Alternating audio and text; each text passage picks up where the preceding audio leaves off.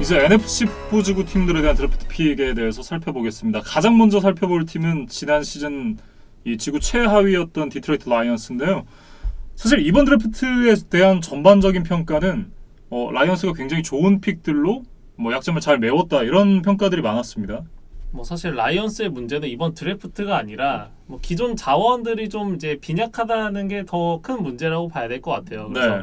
이제 지구 라이벌들의 전력들이 탄탄하기 때문에 그 라이벌 팀들을 넘어설 만한 전력이 이번 드래프트로 만들어졌느냐 하면 사실 또 그건 아니거든요. 그렇죠. 그래서 사실 맷 패트리시아 감독이 이제 계약이 이번 시즌을 포함해서 2년이 남기는 했습니다. 네. 근데 이제 과연 20시즌에도 또 부진한 성적을 거둔다면 과연 계약 기간이 다 채울 수 있을지 약간 미지수라고 봐야 될 것 같아요. 네. 어쨌든 이제 말씀해 주셨던 대로 패트리샤가 3년 차를 맡게 되고 GM인 밥 퀸이 이제 5년 차가 됩니다. 단장과 감독 모두 이제 뭔가를 보여줘야 될 시점이 됐는데 말씀해 주셨던 대로 이번 드래프트 잘 하긴 했는데 이 드래프트를 통해서 팀이 드라마틱하게 달라질 수 있느냐? 그건 저도 아니라고 보거든요. 그럼에도 불구하고 네. 어쨌든 이제 라이언스의 이제 신입생으로 들어오게 된 선수들 한번 좀 살펴보겠습니다. 네. 가장 먼저 살펴볼 선수는 1라운드 전체 3번으로 지명이 된 제프 오쿠다 선수입니다. 이 선수는 이제 오하이오 스테이트 출신의 코너백이 되겠는데요. 나이지리아 이민자 가정에서 태어났다고 해요. 이제 출생한 곳은 뉴저지였고 어린 시절에 이제 텍사스로 이사를 갔는데 고등학교 2학년 때 이미 이제 대학에 장학금 제안을 받을 정도로 굉장히 촉망받는 선수였다고 합니다. 5스타 코너백 유망주로 분류가 됐었고 2017 이 대학 진학을 앞둔 클래스 중에서는 넘버1 코너백이었다라는 평가를 받았었고요. 미국 내에 있는 모든 메이저 프로그램에서도 진학 제안을 받았었는데 고등학교를 심지어 조기 졸업을 하고 오하이오 스테이트에 진학을 했다고 해요. 영재라고 봐야 될 것 같아요. 네. 근데 대학 입학 당시에도 이제 넘버원 코너백이었는데 이 프로에 넘어오는 이 드래프트 단계에서도 여전히 넘버원 코너백이었습니다. 네.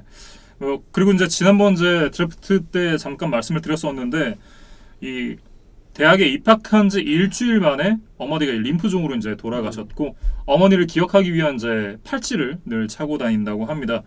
지난번 영상에도 말씀을 드렸었지만 이 선수는 교과서적인 코너백이고 데리우스 슬레이의 공백을 잘 메울 수 있는 픽이다라는 말씀을 드렸었고요. 비디오 중독자 수준으로 비디오 분석을 굉장히 많이 하는 선수고 가까운 미래에 디트로이트 라이언스의 넘버원 코너백으로 성장할 수 있는 그런 재능과 피지컬을 모두 갖고 있다라는 평가를 받고 있다라고 이제 지난번에 말씀을 드렸었습니다. 근데 저는 이 오쿠다의 픽이 저희가 서두에 말씀드렸던 라이언스의 지금 상황과 좀 이렇게 일치한다고 느껴져요. 그러니까 네. 오쿠다 자체는 매우 좋은 선수고 라이언스가 오쿠다를 뽑을 필요나 명분도 다 있었습니다. 네. 근데 이 문제는 오쿠다 한 명으로 디트로이트의 수비진 나아가서는 라이언스 팀 자체가 한 번에 바뀌지는 않는다는 점이죠. 예. 그래서 사실 저희가 그때도 말씀드렸지만 차라리 픽 다운을 해서 좀 1라운드 픽을 한 장 더 확보한다거나 네. 2라운드를 2장 더 확보한다거나 이런 식으로 해서 더 많은 드래프트 픽들을 좀 가졌으면 어땠을까 네. 이런 생각을 해봤는데 어쨌든 라이언스는 이 오쿠다를 그대로 선택을 했습니다. 네. 어쨌든 이제 말씀해 주셨던 대로 이제 드래프트 픽을 트레이드하는 거가 이제 얘기가 나왔으니까 이제 드린 말씀인데 실제로 이제 밥킨 GM 같은 경우는 트레이드를 생각을 했었다 그래요. 근데 저희가 지난 드래프트 영상에도 말씀을 드렸듯이 이번 드래프트 자체가 이 가상 드래프트로 이어졌기 때문에 이 드래프트 픽을 트레이드하는 것이 원활하지 않았다라는 점이 또 더군다나 이제 초반이었으니까 극초반이었으니까 그게 더 쉽지 않았다라는 이제 이런 얘기가 좀 있었습니다.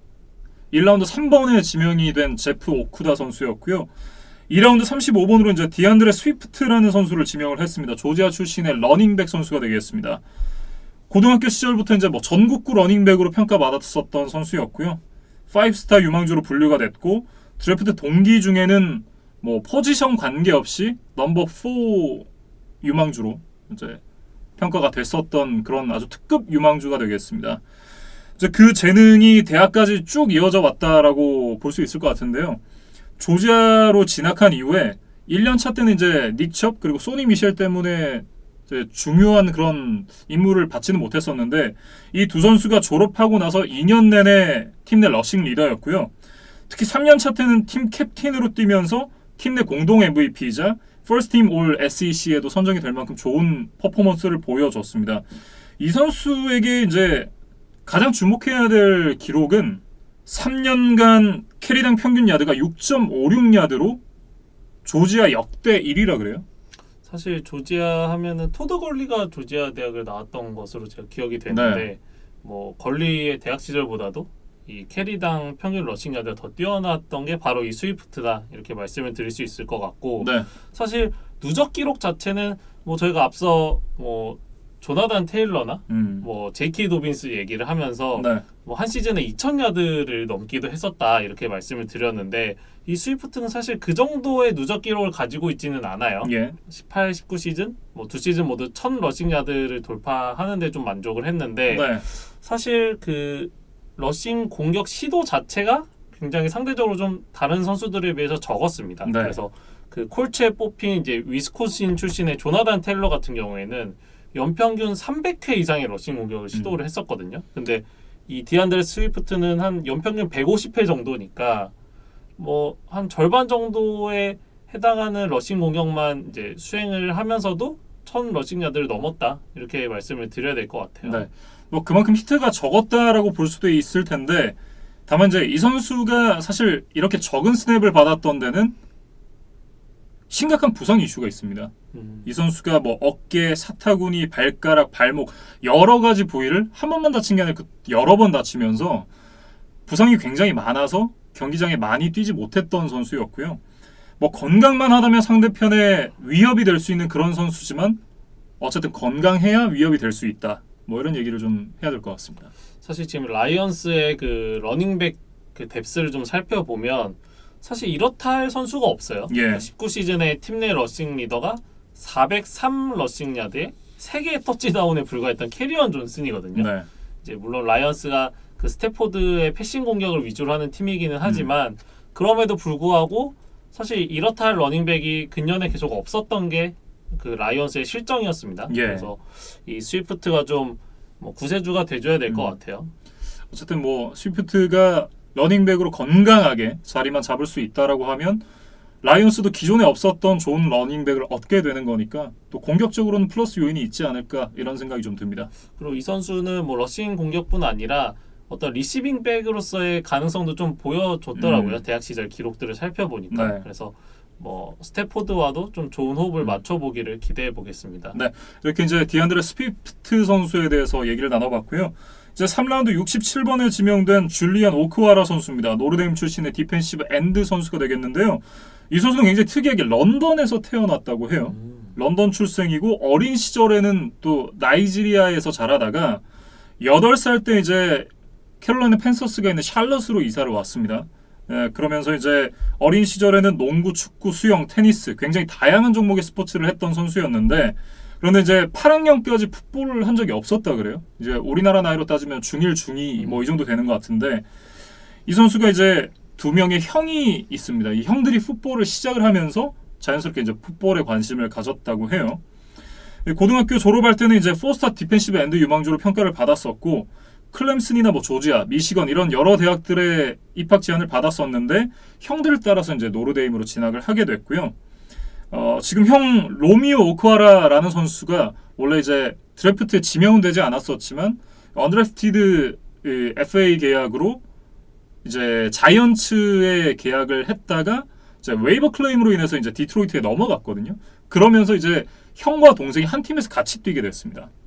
이제 뭐 저도 그 형제 이야기부터 좀 말씀을 드려보면 그 형인 로미오가 18시즌에 7.5개의 색을 기록하며 굉장히 인상적인 활약을 해줬어요. 네. 그리고 그 동생인 줄리언도 18시즌에 대학에서 이제 12.5개의 태클 포 로스 8개의 색을 기록하며 이제 형제가 좀 그 행복한 18시즌을 같이 보냈었는데 네. 사실 19시즌은 좀 형제에게 둘 다 썩 기억하고 싶지 않은 해였을 것 같아요. 뭐 형인 로미오는 이제 주전에서 밀리면서 아마 그 뉴잉글랜드에서 온 트레이 플라워스의 좀 영향이지 않았을까 싶어요. 예. 그러면서 사실 임팩트 있는 기록을 남기지 못했고 동생도 사실 19년 11월에 이제 시즌 아웃 판정을 받으면서 사실 드래프트에서도 좀 가치가 하락하고 이제 그러면서 지금 3라운드 67번으로 뽑히게 됐거든요. 예. 그래서 뭐 18시즌에 형제가 같이 행복했고 19시즌에 조금 이제 기억하고 싶지 않은 해로 남았을 텐데 20시즌은 좀 형제가 이제 뭉쳤으니까 다시 한번 좀 행복한 해가 됐으면 좋겠습니다. 네.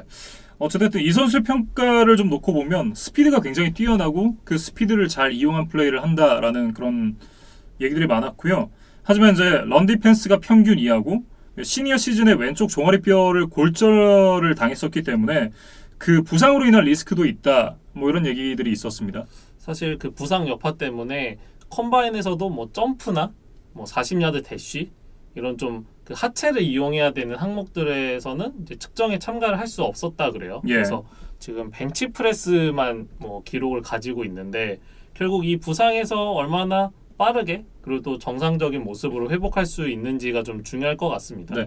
만약에 이제 말씀해 주셨던 대로 건강하게 회복해서 경기에 들어오게 된다면 사실 지난 시즌 이제 기록들을 살펴보면 트레이 플라워스를 제외하고는 디펜시브 엔드에 사람이 없는 수준이었기 때문에 이 선수가 이제 플라워스 반대쪽에서 더 좋은 활약을 같이 해줄 수 있지 않을까 이런 기대도 좀 하게 만드는 그런 픽인 것 같습니다. 사실 라이온스는 이 오쿠하라 선수에게 굉장히 많은 기대를 하고 있는 것 같아요. 예. 왜냐하면 이 밥킨 담장이 앞서 이제 16년부터 디트로이트의 단장을 맡았다고 말씀을 해주셨는데 네. 3라운드 이내에 엣지 러셔를 뽑은 적이 한 번도 없었다 그래요. 그러니까 사실 그 엣지 러셔라고 하면 쿼터백 다음으로 그 팀들이 중요하게 생각하는 포지션 중에 하나잖아요. 그렇죠. 네. 그럼에도 불구하고 그 상위 라운드에서 이 디펜시브 엔드 포지션을 뽑은 적이 없다는 거는 굉장히 이색적이거든요. 예. 그래서 사실 그런 탓인지 디트로이트가 지난해 팀 전체 색이 28개인데 이게 32개 팀 중에 뒤에서 두 번째 기록입니다. 예. 그리고 뭐 패싱 야드 허용도 전체 1위였으니까 사실 라이언스가 그 패싱 디펜스에서 굉장히 그 약점을 많이 노출을 했어요. 근데 이제 그 밥킨 단장이 이전에 좀 자신의 과오를 좀 인정하고 이번에는 이제 3라운드에 그 디펜시브 엔드 선수를 한 명 뽑았다 이렇게 말씀을 드리겠습니다. 네. 이 선수가 어쨌든 좀 잘 해줘야 디펜시브 팀이 좀 잘 굴러가지 않을까 이런 생각이 좀 듭니다. 줄리안 오쿠하라 선수에 대해서 얘기를 해봤고요. 또 다른 3라운드 픽 75번에 지명된 조나 잭슨에 대한 얘기를 이어가 보도록 하겠습니다. 이 선수 이제 오하이오 스테이트 출신의 가드입니다. 필라델피아 근교에서 자랐고 고등학교 시절에는 이제 레프트 태클 그리고 이제 디펜시브 태클을 같이 봤던 선수였는데 3스타 오펜시브 태클 유망주로 평가를 받았었고요. 러트거스 학교가 이제 장학금 제안을 했던 유일한 학교여서 뭐 진학에 대한 고민이 전혀 없었다고 해요. 1년차 이제 레드 셔츠를 입었었고 3년 동안 러트거스에서 뛰면서 이 크리미널 저스티스 그러니까 이제 범죄 심리학을 전공을 했다고 해요. 굉장히 좀 특이한 전공을 공부를 했는데 어찌됐든 이제 그 그레듀에이트 트랜스퍼로 이 오하이오 스테이트에 오게 됐고 1년을 뛴 뒤에 이제 NFL로 나오게 됐습니다. 한 시즌을 뛰는데 이제 퍼스트 팀 빅10에 선정이 될 정도로 어쨌든 좋은 모습을 오하이오 스테이트에서 보여줬습니다. 그 러트거스 대학을 나왔다고 말씀을 해주셨어요. 근데 네. 사실 저도 이번에 이 학교 이름을 처음 들어봤습니다. 근데 뭐 사실 좀 약팀이죠. 네. 근데 이제 이 학교가 그 오하이오 스테이트와 같은 그 빅10 컨퍼런스에 소속되어 있기는 하더라고요. 예. 근데 이 조나 잭슨이 4년 동안 러트거스에서 그 거둔 승수가 11승인데 네.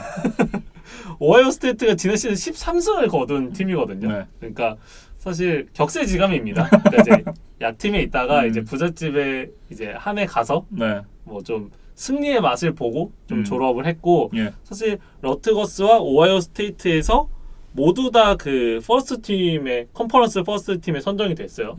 이것도 사실 굉장히 진기록이라고 해야 될 것 같습니다. 네. 뭐 어찌됐든 이 선수에 대한 평가는 어깨 깡패. 어깨가 굉장히 넓다라는 얘기가 있고요.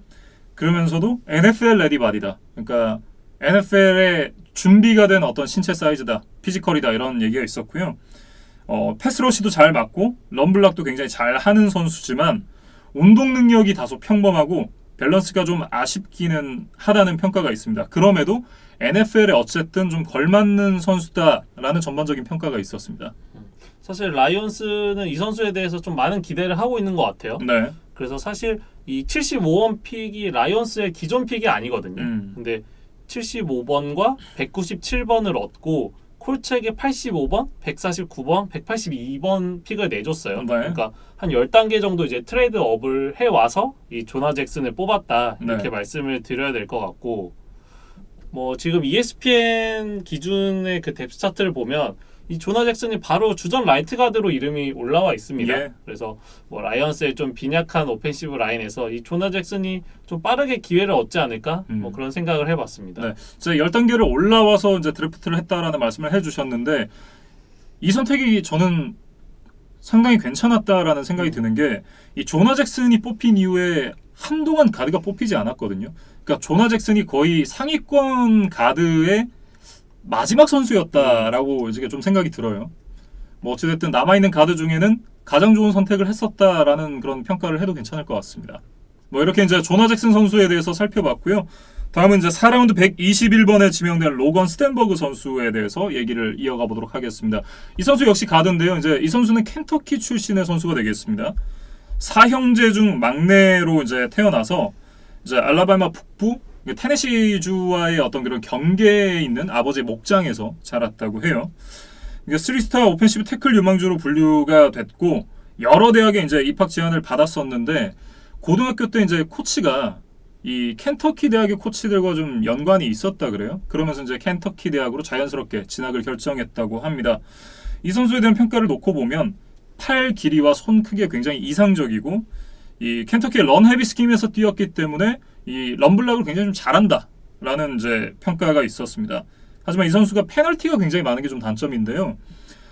지난 시즌에만 14개의 페널티를 기록했다 그래요, 혼자. 그러니까 그 마지막 2년으로 좀 넓혀보면 네. 24개의 페널티를 받았다고 하니까 사실 홀딩 이런 것들을 이제 사실 오펜시브 라인맨들이 많이 범하는 페널티잖아요. 예. 뭐 그런 부분들을 좀 조심을 해야 될 것 같고 뭐 사실 눈앞에 있는 상대 수비수를 이제 제압하는 데는 이제 뛰어난 점이 있지만 뭐 그 너무 눈앞에 있는 선수에 집중하다 보니까 어떤 큰 포메이션 안에서 자신이 좀 해야 될 역할을 좀 놓치는 경우들이 있다고 합니다. 그러니까 시야가 좁다라는 얘기죠. 그러니까 이제 숲을 봐야 되는데 나무만 보는 경우들이 있다는 거죠.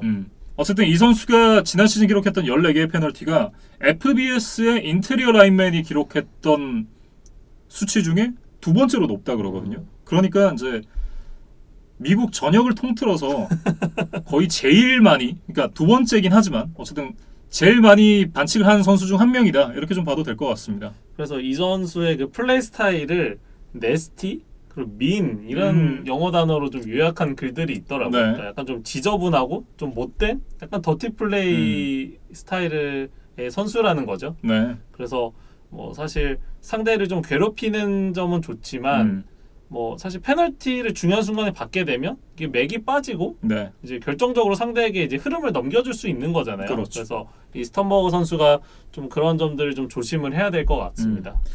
뭐 어찌됐든 이제 이 선수는 NFL에서 선발로 뛸 잠재력이 있다라는 평가를 받고 있는 선수인데 뭐 당장 선발로 뛸 것 같진 않아요. 어쨌든.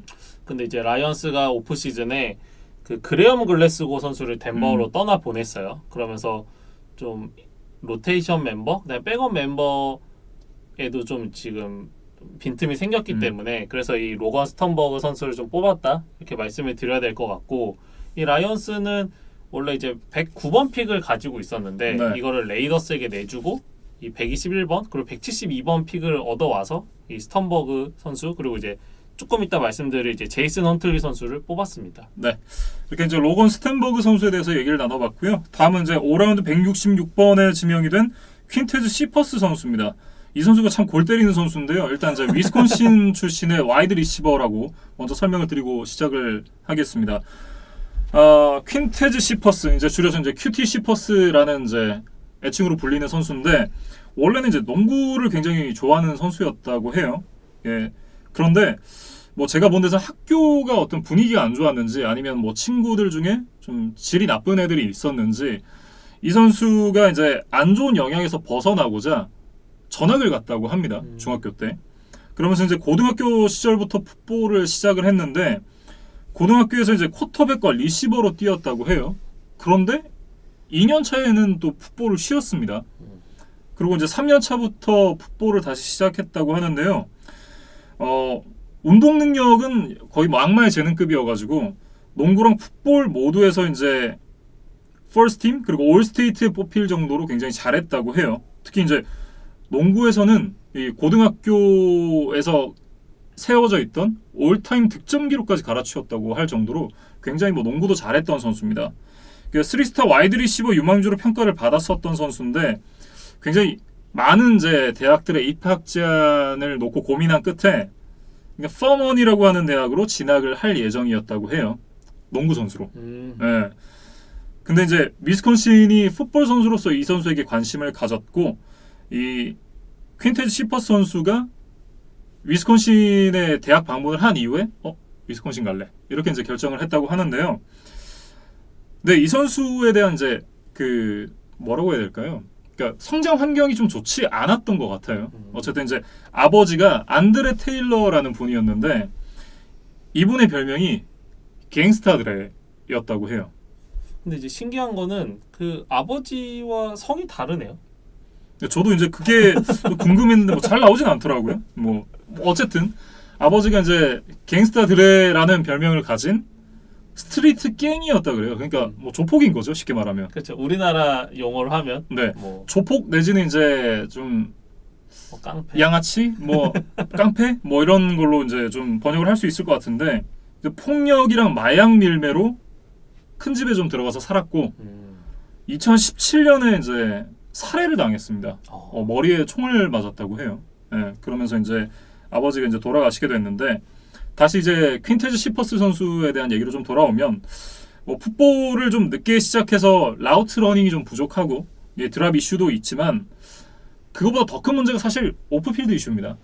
사실 저도 이 선수의 그 대학 시절 기록을 살펴보다가 네. 그 2018 시즌이 비어 있더라고요. 그래서 보통 이런 경우는 이제 뭐 징계나 이제 부상 때문에 이제 한 해를 쉬는 경우들이 많은데 네. 저도 찾아보다 보니까 이 선수가 결국 그 학교 풋볼팀에서 1년간 뭐 제적이 됐었던 그런 상황이 있었습니다. 네. 이 선수가 이제 술을 먹고 2명의 여자에게 성폭행을 했다라는 이제 혐의가 있어서 퇴학을 당했었다 그래요.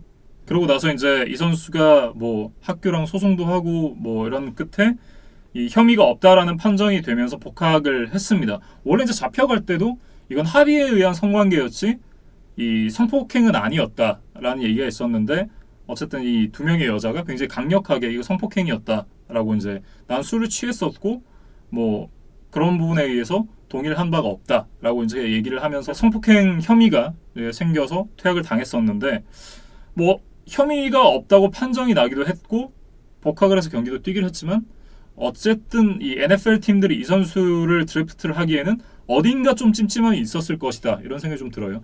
그렇죠. 이제 법적으로는 뭐 처벌을 받지는 않았지만 네. 분명히 좀 오프필드 이슈가 있었던 선수이기 때문에 뭐 굳이 이제 안고 가려는 팀이 많지는 않았을 것 같아요. 예. 뭐 그런 점을 생각을 해 본다고 하더라도 이 선수의 운동 능력만 놓고 보자면 뭐 5라운드에 뽑히기에는 상당히 좋은 선수다라는 그런 얘기들도 있었고요. 뭐 컴바인에서 이 벤치 프레스를 23번을 했는데 이게 와이드 리시버 중에서는 전체 1위였다고 해요. 예. 그래서 아마 이런 좀 파워는 좀 있는 선수다 이렇게 얘기를 해야 될 것 같고 근데 이제 반면에 40야드 대시 기록이 4.73초거든요. 네. 그러니까 사실 리시버 치고는 매우 느린 편이에요. 네. 그래서 뭐 이제 딥스렛으로 뛰기는 좀 어려울 것 같고 아마 좀 슬롯 리시버 유형으로 좀 뛰게 되지 않을까 싶습니다. 네.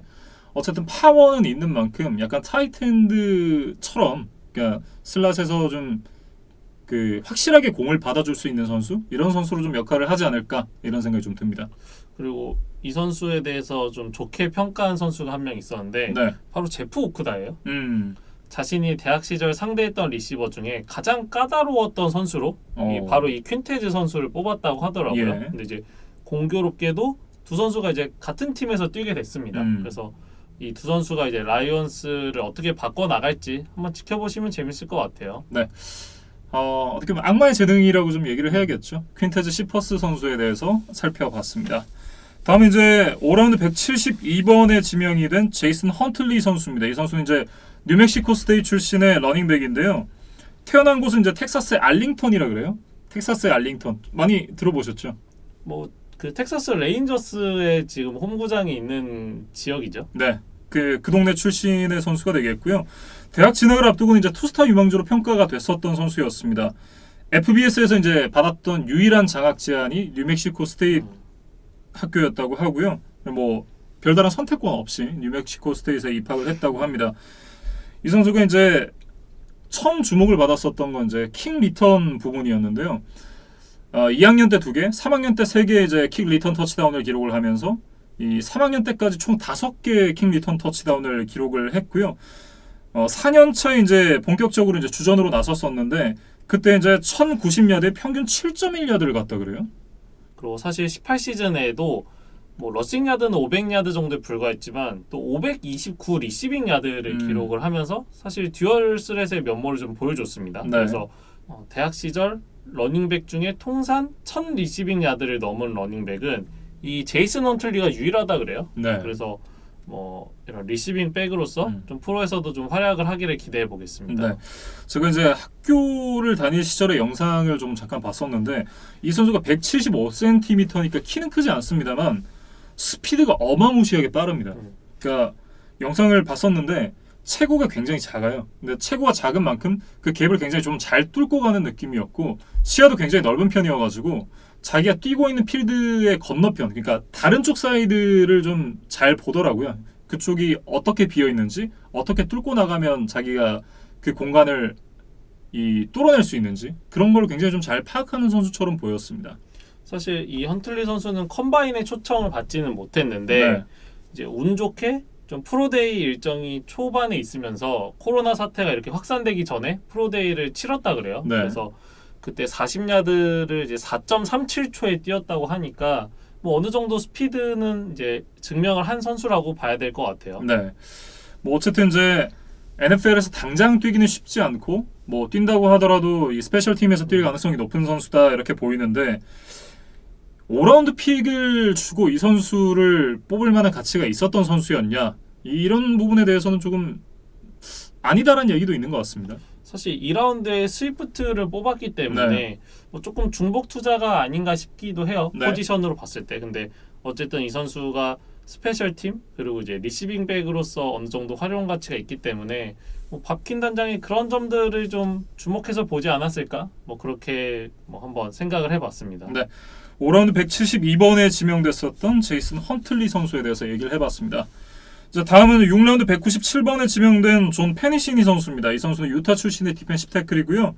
원래는 이 선수가 럭비를 했었다 그래요? 저희가 아마 그 카디널스의 드래프트 픽들을 얘기를 할 때 예, 그 레키 포투라는 선수에 대해서 이야기를 하면서 맞아요. 이 선수가 그 뉴질랜드 쪽 그 출신이었고 그래서 이제 럭비를 하다가 이제 풋볼로 전향을 한 케이스다 이렇게 말씀을 드렸는데 네. 이 페니시니도 좀 비슷한 것 같아요. 그리고 또 공교롭게도 레키 포투와 그 같은 유타 대학을 나와서 굉장히 절친하게 지냈다고 합니다. 예. 그래서 뭐 이런 출신 지역이나 뭐 포지션 이런 것들이 이제 비슷하다 보니까 뭐 당연히 친해질 수밖에 없었을 것 같아요. 예. 이 선수가 이제 특이하게도 고등학교 시니어 시즌까지 풋볼을 한 번도 안 했다 그래요. 그렇죠. 네. 그러면서 이제 1년만 이제 시니어 시즌만 이렇게 뛰게 됐는데 그럼에도 이 선수에게 제안을 했던 파워5 프로그램의 대학들이 꽤 많았다 그래요. 네, 그만큼 이제 운동신경이나 어떤 이제 기량 같은 건 인정을 받았던 선수였는데 근데 성적 때문에 커뮤니티 칼리지를 갑니다. 그러니까 공부를 좀 소홀히 했던 거죠. 예. 그럼 이제 스노우 칼리지에서 2년을 뛰었고 이제 유타 대학으로 편입을 하게 됐는데 이 선수가 이제 188cm에 151kg. 그러니까 라인에 서는 선수치고는 키는 크지 않은 편이지만 151kg이니까 체구는 굉장히 단단하다 이렇게 좀 봐야 될 것 같습니다. 뭐 그래서 이제 3-4 디펜스에서 이제 노스 태클에 좀 가장 적합하다는 그런 평가예요. 네. 그리고 뭐 상대가 이제 러싱 공격을 해올 것 같은 이제 스냅에 좀 활용이 많이 될 것이다. 예. 이런 이야기들이 있었습니다.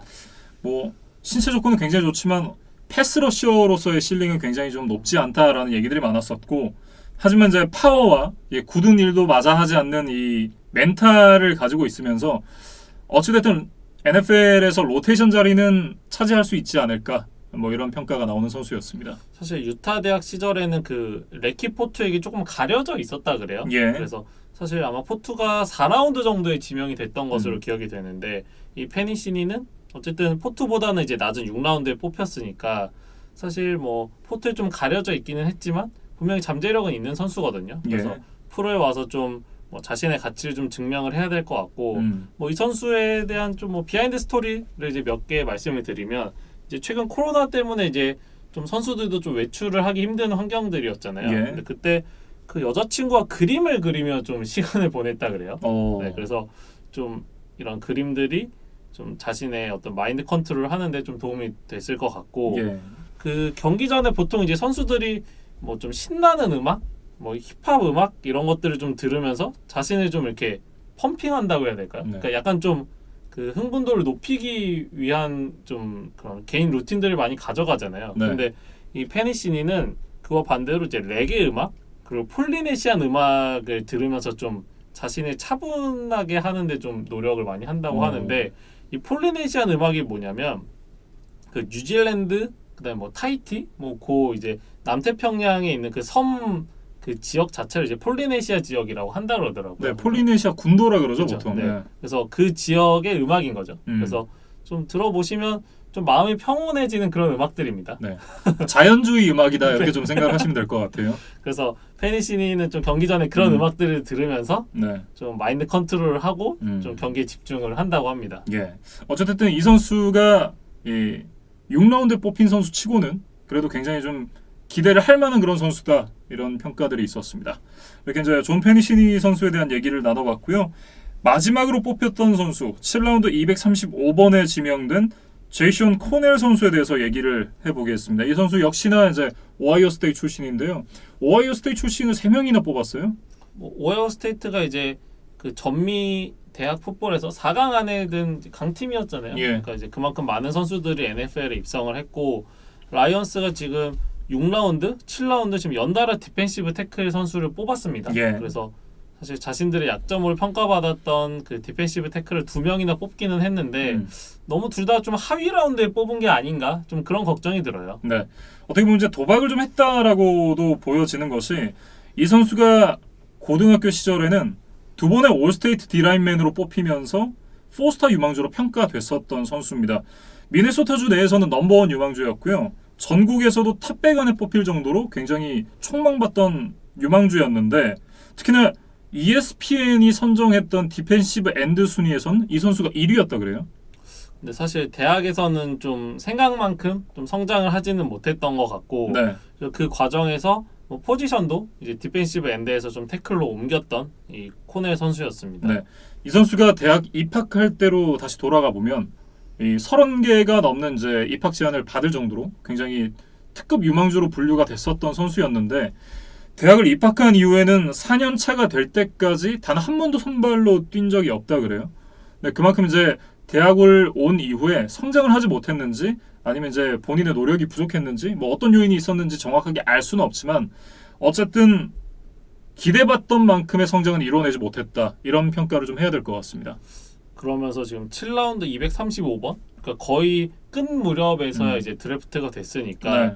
뭐 사실 고등학교 시절의 기대치에 비하면 코넬 선수에게는 좀 실망스러운 그런 이제 성적표다 이렇게 얘기를 해야겠죠. 네. 다만 이 선수가 고등학교 시절에 굉장한 기대를 받았던 만큼 그 포텐을 한번 기대를 해보고 7라운드쯤에선 긁어볼 만한 복권인 것 같기는 해요.